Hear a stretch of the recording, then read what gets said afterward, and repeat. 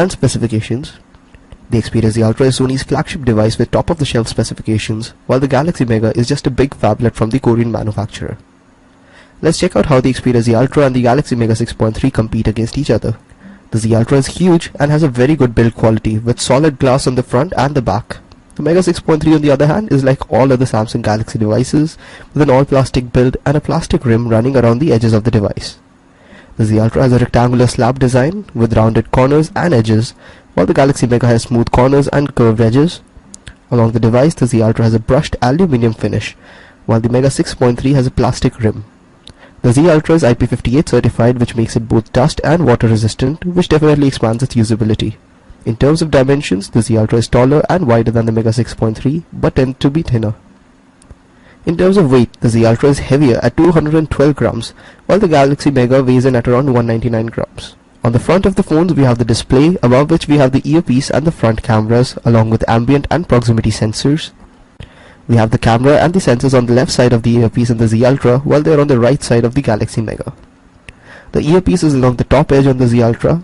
There are no navigation keys here, and hence all navigation is done via the on-screen buttons.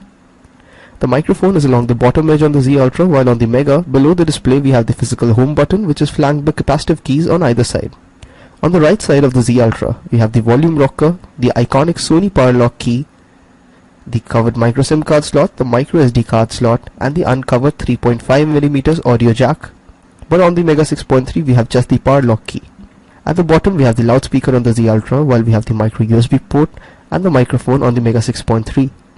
On the left side of the Ultra Z we have a dock connector in the center and a covered micro USB port along the sides, while on the Mega 6.3 we have just the volume rocker. Over on the top, the Z Ultra sports a secondary microphone, while we find a 3.5mm audio jack, an IR blaster and a secondary microphone on the Mega 6.3. The back of the two phones is very different, as the Xperia Z Ultra employs a highly reflective glass, while the Mega 6.3 has a textured back that it borrows from the Galaxy S4. The back of the two phones are both quite glossy and they attract fingerprints. Both the devices have 8MP cameras and they are found along the top left side of the Z Ultra, while we find it on the top center in the Mega 6.3. The cameras on the 6.3 come with an LED flash. The back cover of the Xperia Z Ultra is not removable, while the Mega 6.3 has a removable back cover.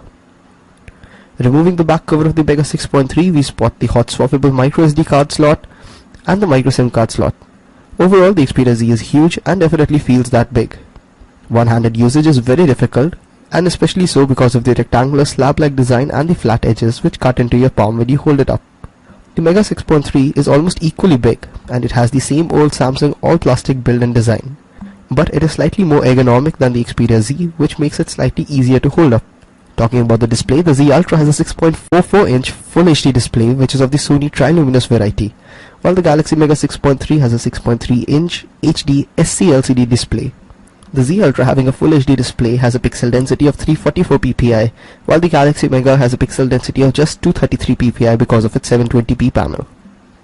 In terms of brightness, both the displays were quite good, but the Galaxy Mega was slightly ahead. In terms of color saturation, contrast, viewing angles, the Xperia Z Ultra was ahead of the Galaxy Mega 6.3. Because of the high pixel density, images were much more crisp on the Z Ultra. Overall, the display on the Xperia Z Ultra proves to be better than the one on the Mega 6.3.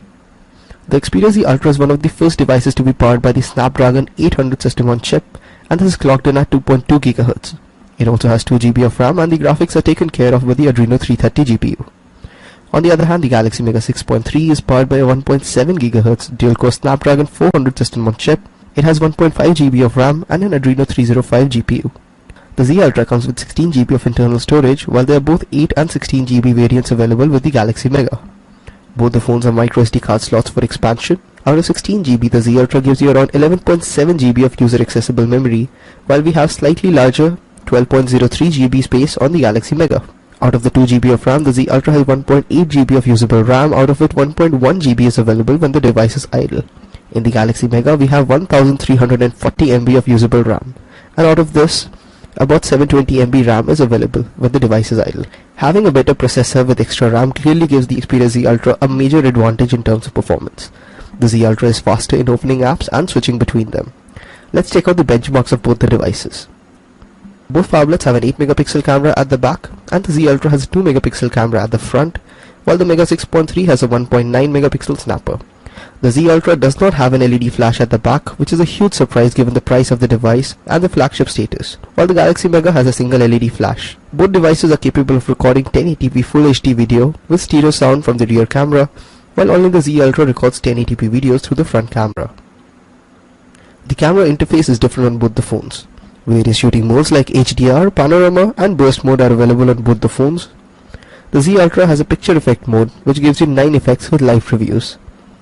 The Galaxy Mega has its camera app which has borrowed a lot of features from the company's flagship device, which is the Galaxy S4.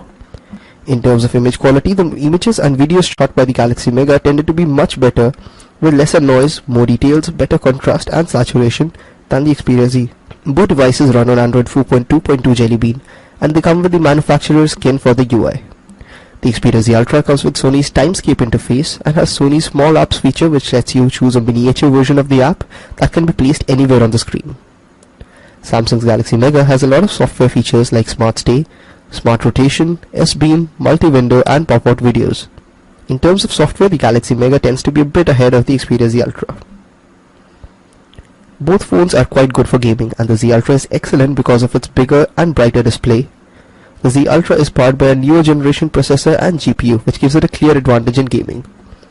All games run very smoothly and have rich graphics on the Z Ultra, giving it an advantage. The Xperia Z Ultra has a 3050 mAh battery pack while the Galaxy Mega 6.3 has a 3200 mAh battery. In terms of battery life, the one on the Galaxy Mega tends to be much better because it has to power a lesser powerful processor and a lower resolution display. Connectivity options on both the phones includes features like Wi-Fi 802.11 BGN and AC, Bluetooth, 3G, NFC, Wi-Fi Direct, USB on the go and micro USB with MHL connectivity. The Z Ultra retails for Rs 45,000 while the Galaxy Mega is available for just around 29,000 rupees. The higher price Z Ultra offers a better built device with a better display, much better performance and it tends to be great for media consumption.